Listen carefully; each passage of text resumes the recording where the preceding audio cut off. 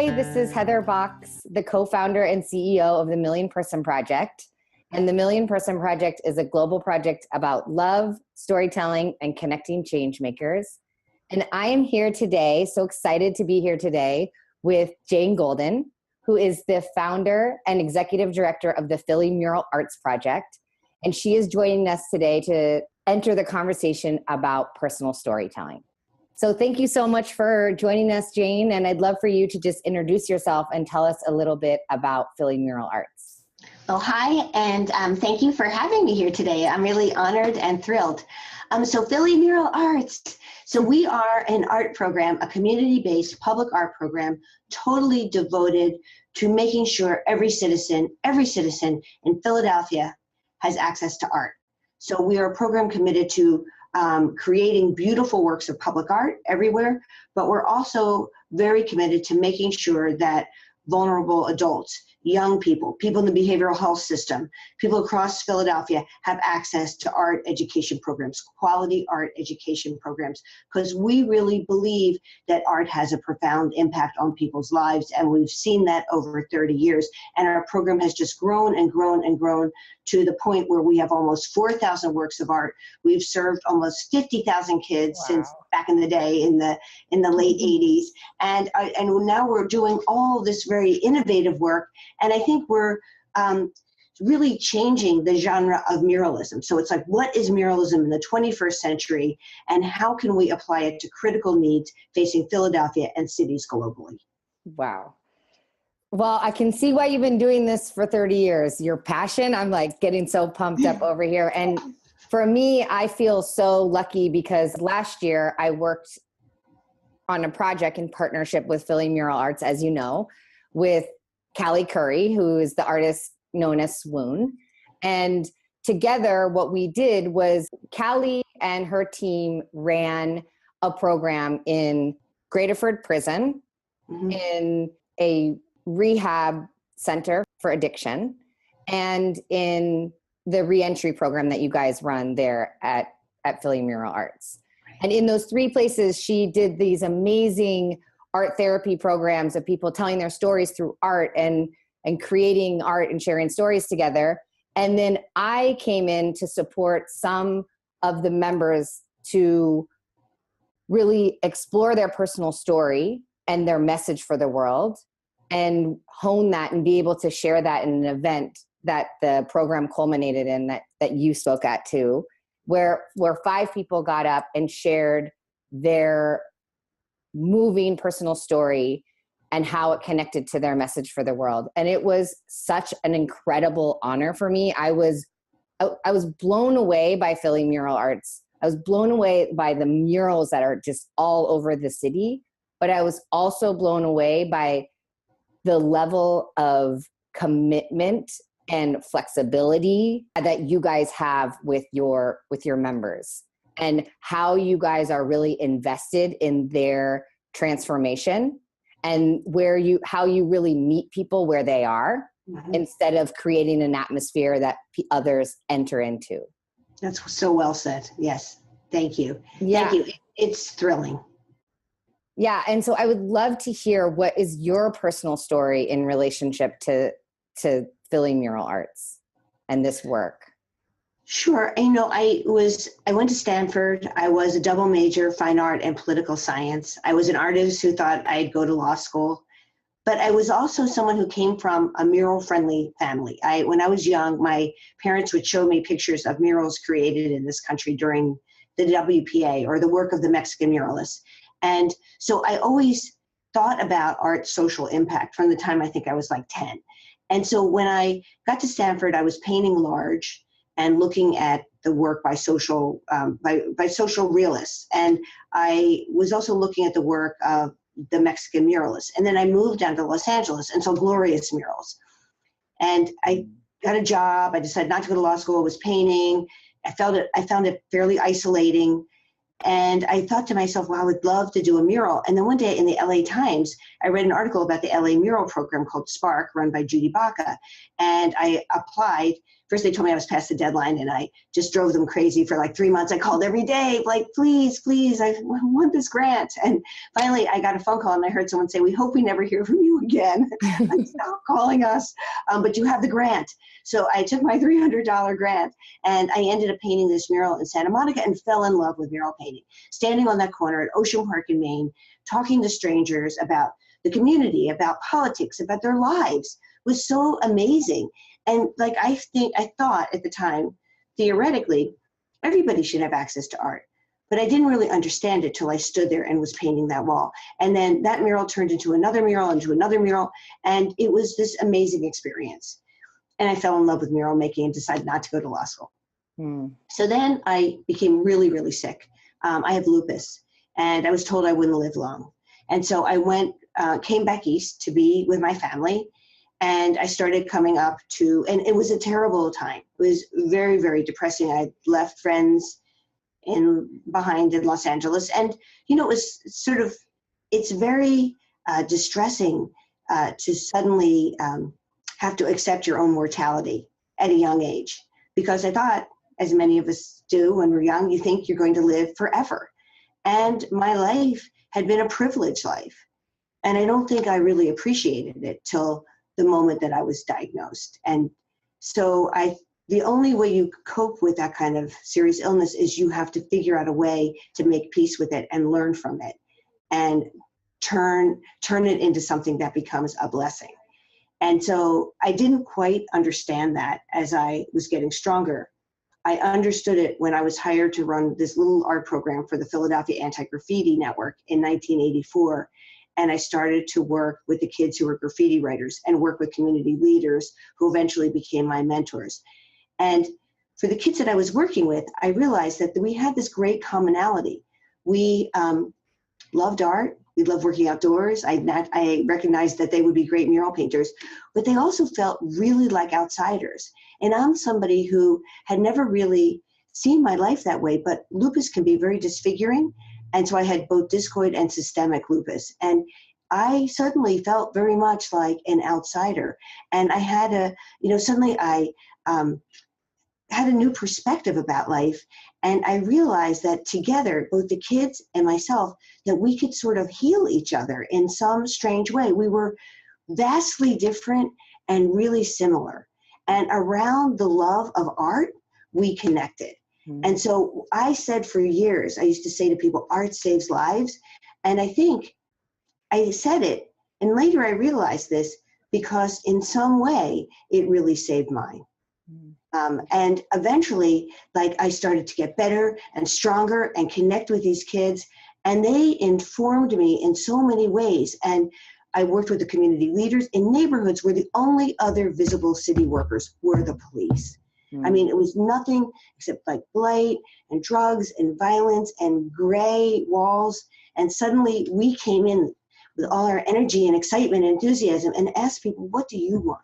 This isn't about us. It's not our story. This is your neighborhood. This is your community, and you have the right to control your own narrative.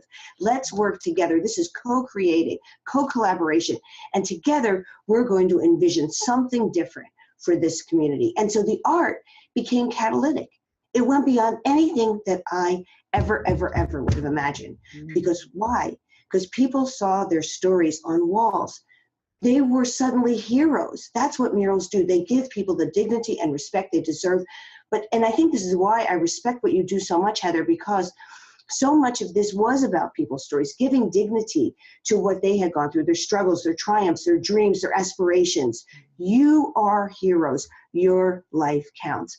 And for me, working at Anti-Graffiti was like getting 3 graduate degrees on how to work with the city, how to work with community, how to work with kids, and not go in and do something to people, but instead do something with people. That is the beauty of it. And from there, I learned and I grew, and eventually my lupus went into remission and has come in and out of remission. But I think having that diagnosis, working with citizens of the city many, many years ago, really, it made me a better person and certainly a more responsive executive director. Wow. Thank you so much for sharing that, Jane. For me, when I hear truth like that, it's like I can feel it all throughout my body. And it's just like, wow. It's such a blessing when someone's willing to share the why behind who they are in the way that you just demonstrated. So I just want to say thank you for that. Oh, you're welcome. One of the things that was stuck out to me is this idea that it's like, write your own story, put your story on the wall, like let yourself be seen, put it somewhere where you can see yourself and where others can see you. And that is something when I was working in Philly with Philly Mural Arts in the prison, that is something that was so moving to me, was to see these massive pieces of work that these men were working on, you know, that told their stories in such vivid and moving ways, you know, and that we're sitting there like as testimony to who they were. That's exactly right. I mean, that power of self-expression, that is so, we did a project over the last 3 years called Journey to Home with kids who've been, and it's an often intractable issue. And youth homelessness is a huge problem. And so we took over a storefront. We offered programs. We were able to move kids from shelter to permanent housing. And they did art making, print making, music. They did mural making, created beautiful murals. They wrote a book. It was like so many things. And it was so exciting because it was very pragmatic and hugely aspirational. But Heather, when we asked the kids, what was the most important thing we did? And they said, it was, for us, all about self-expression. It was all about that their voice was heard. It wasn't clothing, it wasn't housing. I mean, those things were important, but at the end of the day, it was their ability to articulate their lives and have others respond to it, to be seen as not other, because we do that really well in our society. We marginalize people. There's stigma that hovers over people's heads. But instead, what we're saying is let's shift that paradigm and make those voices prominent. And when you drive through the city and you see 4,000 works of art, what I love, it is truly the autobiography of the city of Philadelphia. It is a crescendo of people's voices being heard. And how do you think that affects the people who live in Philadelphia? Well, I think for them, it's like suddenly they count, they matter. And it's the beginning of something. See, art has this catalytic power, right? So when we started doing like waterfall murals in North Philadelphia back in the day, like 30 years ago, you know, my friends would say, oh, why are you doing waterfall murals? And I'd say, well, this is what people want. People want beauty.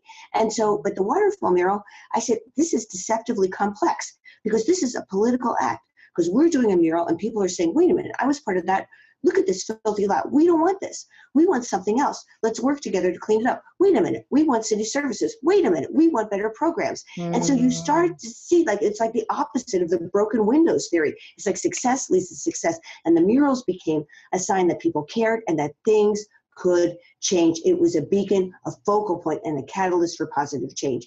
And that's like fast forward, whether it's a sculpture we're doing, ceramic, mosaic, whether it's temporary or permanent, whether it's we're working with people who do video or working with you and Swoon or whatever it is really underscoring the value of every person in the city of Philadelphia, no matter where you live, no matter your age, no matter your race, no matter your ethnicity, that you matter, that you count, and what you have to say has real value. And it doesn't just have value, it has power. And if you use it intentionally and strategically, we can move the needle on critical issues. The men in the prison, many of them that in this one prison we work, they'll never get out. But they can impact the world by creating public art. When we bring leaders in to talk about criminal justice, they become a think tank. For people coming out of prison, to be able to give them the skills and the tools and the ability to make an impact on the civic life of Philadelphia, their voice is being heard in different ways. For the kids in our art ed program, we want them to study the history of protests. We want them to look at advocacy. We want them to understand the power of muralism in this country and far beyond. And we want them to make their mark on the city in big, bold, beautiful, inspiring ways. We want them to be the change agents of tomorrow. Sorry, I could just get airmail. I'm like, let's do it. Let's go change the world right now for art. Seriously though, but the thing that's so moving to me is about the idea that your story doesn't just have value, your story has power. That's right. To me, that's it. Because, it for me, working in the prison was like, at first, when we started the storytelling workshop, that was 5 days. It was like, what is your message? In the process, a lot that was coming up were cautionary tales, sort of like, don't follow in my footsteps.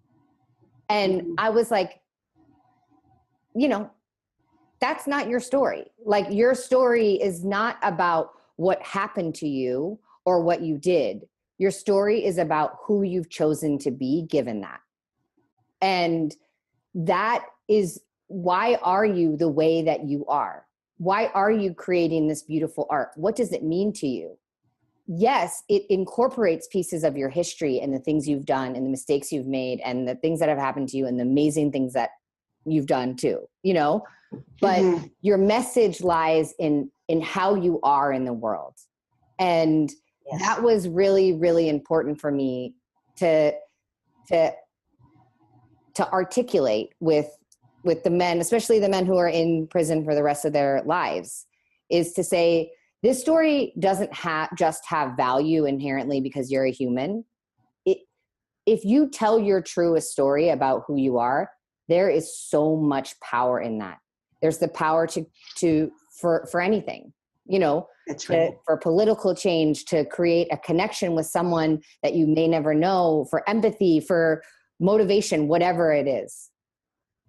That's right. And that you don't have to be defined in one way, right? It's like, what you did, you did something wrong, but is that how we're always going to look at you? If you're a child from a certain neighborhood, how do we start to see the world? How do we celebrate diversity, but lift up commonality? How do we do that, right?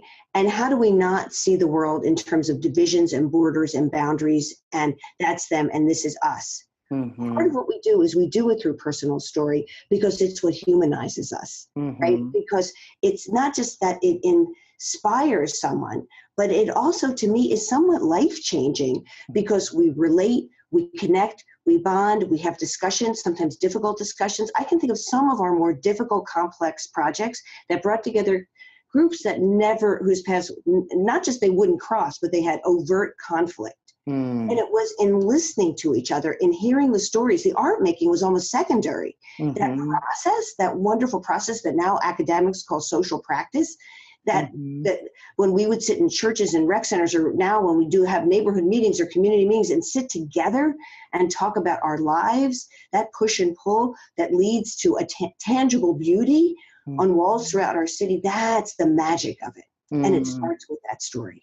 It really makes me curious about who your mentors are. Who's your inspiration? Who have been some of your teachers along this journey? Well, I think I want to say my parents, I have to start with them because I had really incredible, extraordinary parents who were supportive in every way. And I think they also taught me about being continually humble and gracious. Like like to always be grateful. And my father would always emphasize having humility because he said, because no one knows everything. And so I think that developed in me a curiosity and an ability to course correct, which I think is really helpful. My dad was a businessman. My mom was an artist. So they were very influential in my life.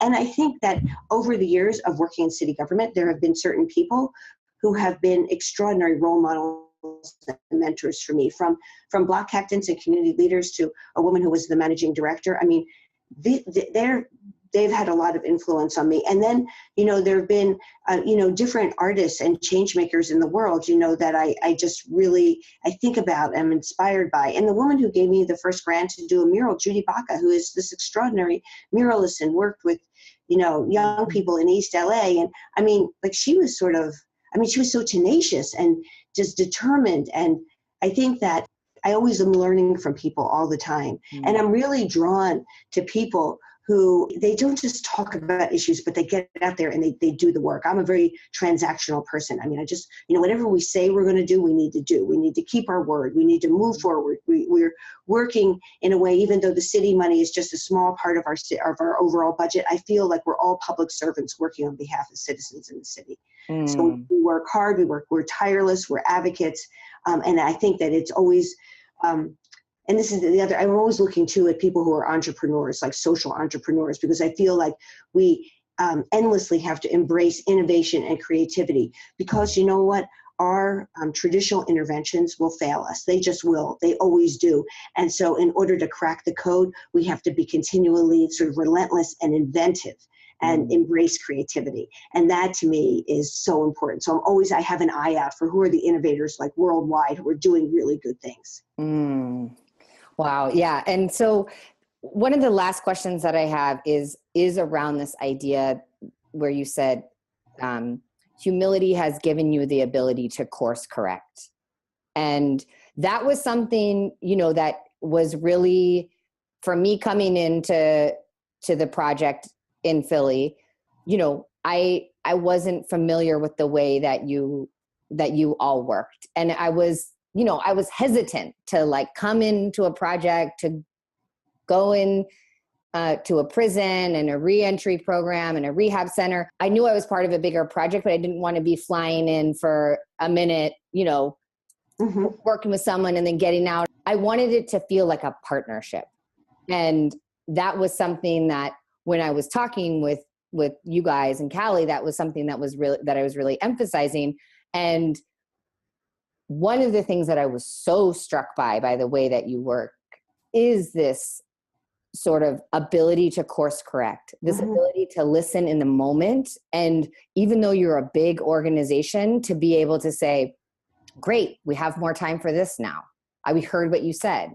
This is now what is going to happen. And that, I think, is not something that a lot of organizations, they do very well as they grow big. So I want to hear a little bit more in closing about why that's so important to you to sort of meet people where they are. What does that give to the world? Well, I think it makes it so that you're open to the magic and wonder of projects like what you and Callie and her team did. It was totally extraordinary. In my life of doing this work, it was one of the most inspirational moments. So what if we had been inflexible? What if we hadn't been open? I think all the time, we have to be an organization that can be facile, that can go left, that can go right. Because the truth is we have to keep our eye on the ball. What is the end product? What's the end game here? We want to use art to change the world. That's a big goal. That's a big aspiration. And it's not easy. It's complicated and it's really messy. There is no easy way to do this. And I always say to people who work here, this is not for the faint of heart. Someone said working at Mural Arts is like working on a political campaign, except there's never an election. Because we're always advocating for what art can do. But in order to meet those goals, in order to create change, you have to be able to be open, to listen, to really be able to think, oh my God, that is a great idea. When you and Callie came with that idea, it was like, oh yes, we recognized it instantly. And then when you see what happened, what it does is it drives us to continue doing that. When we started with the city, I thought to myself, I never want to be one of those big departments that's like a dinosaur that you can't turn, you can't move, you can't be open. And so we're like sponges here. We're always sort of absorbing things because we believe deeply and passionately that art can ignite change and transformation. I believe that with every bone in my body, but I also know in order to get there that we have to be fearless and courageous, tenacious, dedicated, and absolutely all the time be open to change, because the road is it's just because I know how tricky and complex the world is, but I also know at the other side, when you get there, that the rewards are huge. Yeah. Well, thank you so much, Jane. Thank you for speaking with me today. And also thank you for showing us what dedication to something looks like and what it can produce in the world. I mean, 30 years, that's incredible. And it's a really big inspiration to me to follow my heart and see it through. So thank you so much. And if you would like to tell our viewers how they can find out more and stay in contact with you and your work. Sure, muralarts.org. Please stay in touch. We're doing wonderful new things all the time. Things are evolving and changing and growing.